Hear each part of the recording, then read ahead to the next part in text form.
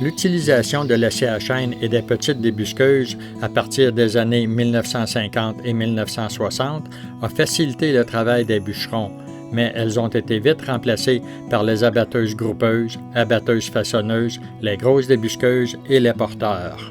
Depuis, le métier de bûcheron lui-même a été remplacé par les opérateurs de machinerie. La relève, quasi inexistante, relègue désormais les bûcherons au nombre des métiers dits traditionnels sans avenir. Dans la MRC d'Abitibi, un seul de ces vaillants travailleurs exerce toujours ce métier. Originaire de Thetford Mines, Pierre Lachance s'installe en Abitibi, à Launay, en 1978 à l'âge de 19 ans. Il y fonde une ferme en 1983 et y élève sa famille. En 1986, Pierre commence à bûcher sur les lots intramunicipaux de la municipalité de Launay, ainsi que sur ses propres terres. Au cours des années, il acquiert plus de 1000 acres de terre, l'équivalent de 10 lots, tous contigus. Encore à ce jour, en 2023, Pierre continue à exercer ses deux métiers, agriculteur et bûcheron. Ça fait environ 35 ans que je fais ce métier-là, bûcheron.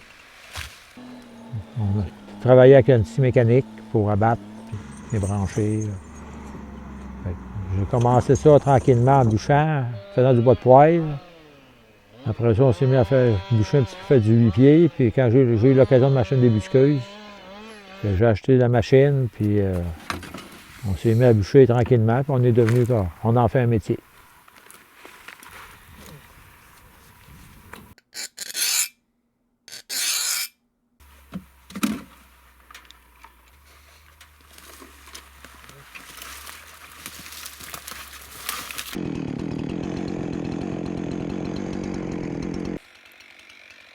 C'est toujours le plus gros problème, c'est le vent. S'ils ventent vraiment trop fort, contraire à nous autres, ça va pas bien. Il faut trouver d'autres choses. Habituellement, on change de côté ou on se trouve à une autre place pour être capable de bûcher là, tout à fait sécuritaire encore.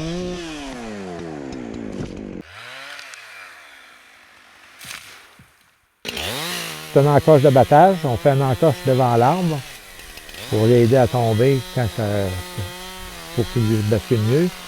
Puis après ça, sur l'autre côté, bien, on finit de couper l'arbre pour qu'il puisse partir et descendre jusqu'au sol.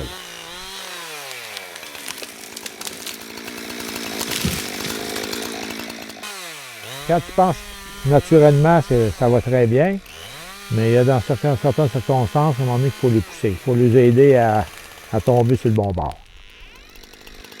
Si à un moment donné, ça ne marche pas du tout, que si l'arbre ne veut pas tomber, on prend la machine puis on le pousse.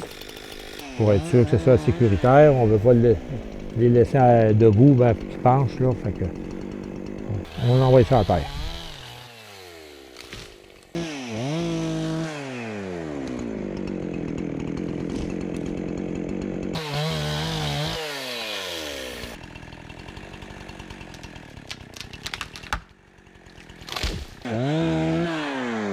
C'est très dangereux.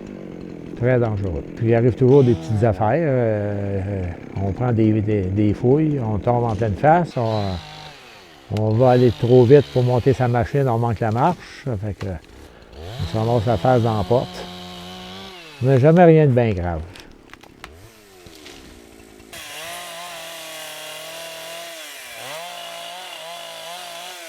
On ôte les nœuds, les branches qui peuvent être accrochées. On fait ce qu'on appelle nettoyer notre rôle de bois.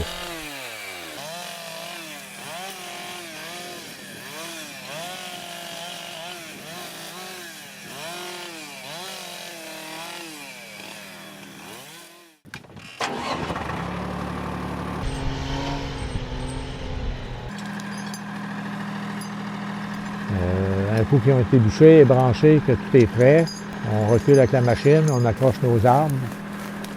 Selon le nombre de chokers qu'on a, puis de ramasser tout ça, d'amener ça jusqu'à la machine quand les chokers sont pleins, puis c'est de descendre ça jusqu'au bord du chemin.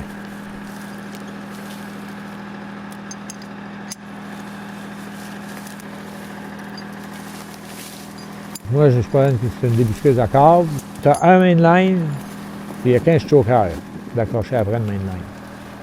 Puis on accroche, là, en ayant 15 chauffeurs, on se trouve à pouvoir ramasser 15 arbres au sol.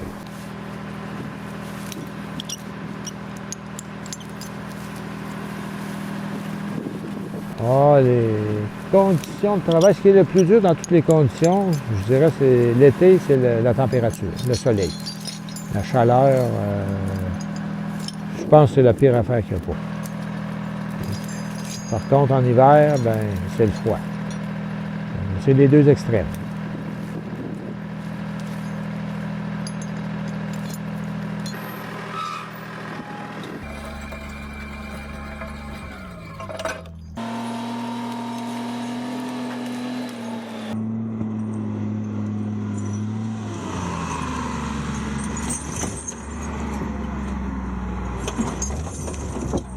L'été, ça se partage, je dirais, presque quand il fait beau, c'est à la ferme. Quand il fait moins beau, c'est au bois.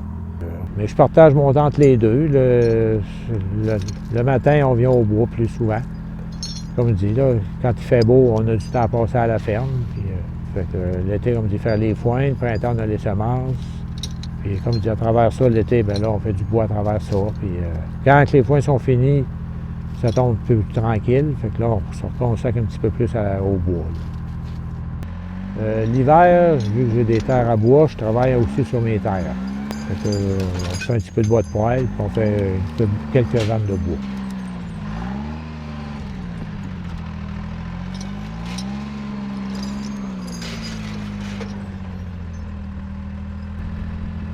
Un volume de 1400 tonnes, comparé aux usines, tout ça, c'est minime. C'est vraiment minime. C'est une goutte d'eau, comme on dit, une goutte d'eau dans l'océan. C'est vraiment pas beaucoup, là. Pour moi, c'est un bon volume. Pour l'été, tranquillement, faire ça, plus l'autre travail que j'ai aussi à la ferme, là. Mais c'est un bon volume pour moi.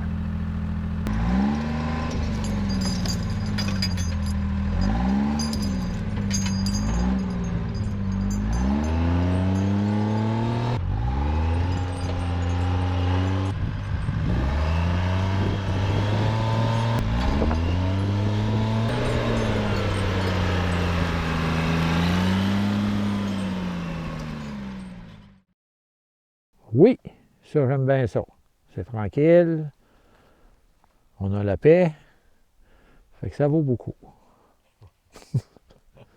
Ah, de gagner notre vie avec ça, c'est faisable. C'est sûr que c'est faisable, mais ça prend des bonnes journées. Il faut travailler là, pas mal du matin au soir. Non, même que je lâche, là, non, il n'y aura plus personne là, qui va prendre la relève. Là. Il y en a d'autres bûcherons ailleurs, surtout quand dans ce temps-là, on parle de 30 ans en arrière. Là. Il y en avait encore de ça, là, en allant en Gaspésie ou bien dans les cantons de l'Est. Oh, encore du skidage à faire. Hier, j'ai abattu pas mal, le vent était bon. J'ai pas mal de bois à terre. Là, ben, je vais ramasser du sapin en avant encore, faire des tas. Les fins de semaine, il ne faut pas que je compte mon temps. Je fais ça pour me gagner du temps dans la semaine. Parce que à travers la, tu sais, 3-4 sapins ici, 3-4 épinettes. Où est-ce que c'est plus homogène, puis en montant, tu vois, ça, c'est bûché d'un bout à l'autre. J'ai une strip à terre tout le long. Mais en avant, c'est plus dur, c'est trop mélangé, je ne suis pas capable, tu sais. Puis le sapin, tabarnak, ils sont beaux. Mais c'est branchu jusqu'à terre. C'est bien du taponnage, bien du taponnage. Là, je sors ça, je fais des tas comme je fais là. Puis dans la semaine, là, je les ramasse, puis je redescends ça au bord. Là, comme aujourd'hui, là, je vais ramasser du sapin dans le tremble. Là, puis à un moment donné, je vais en avoir moins, là, je vais tomber plus dans le tremble en arrière. Là. Mais c'est long. Puis même les épinettes, sapin, épinettes pain gris. Parce que le reste, c'est pas mal d'épinettes pain gris, mais il faut que je les démêle pareil. Ah, ben oui, c'est sûr que c'est un désert, là. Mais regarde, dans 10 ans, là, ça va être reparti, puis il va y avoir du bois, tu sais. C'est comme dire, quand je bûchais sur mes lots, c'était comme ça qu'on avait fini. Mais reviens voir ça. Écoute, le bois, il y a 30 pieds de haut, 30, c'est rendu gros de même, tu sais. Il y a une forêt, tu ne créerais pas ça, tu sais, que ça a été bûché. Tu sais. Ça a tout, mais ça a été bûché comme il faut, conventionnel. Les tops restaient, tu sais, c'est tout naturel, là. Tout du naturel. Tu sais, moi, je trouve que c'est encore mieux d'une manière parce que, tu sais, par plantation, c'est toutes des essences pareilles. Tu sais, là, les graines qu'ils ont pris là, c'est l'arbre qui était là. Fait que, tu sais, de la génétique, tout ça, tout, mais écoute, c'est de toute beauté. Un jour, il faudrait que tu viennes voir ça. Aller marcher ça là-dedans, là. Écoute, moi, tu sais, c'est sûr qu'on aime le bois. Mais okay, ça me fait capoter de voir ça. Moi, hey, là, je me dis, hey, dans 30 ans, là. On fait 2 ans que je bûche au-dessus de la montagne, juste à la traque. Je suis à côté de la traque. Ça n'avait jamais été bûché ça, c'est en même temps. Et là, l'épinette, elle est grosse de même. Elle n'est pas super longue, mais c'est tout sur le cap de roche, en partie. Il y a du beau bois, OK? Ça fait 2 hivers que je passe ça. Ça fait quoi? 5-6 voyages de trame, 5-6 voyages d'épinette. Puis cet hiver, il m'en reste encore pour un autre hiver certain. T'sais? Puis là, entre-temps, ben là, j'ai d'autres couettes ailleurs qui poussent encore. Puis ça, tu sais, tranquillement, là, je pourrais faire le tour puis recommencer tout ça. Vivre encore 100 ans, je referai le tour. T'sais, il me reste des couettes matures à aller chercher. Fait que le temps de finir mon bois mature, ben, dans 20 ans de site, il va y en avoir d'autres de près. Puis,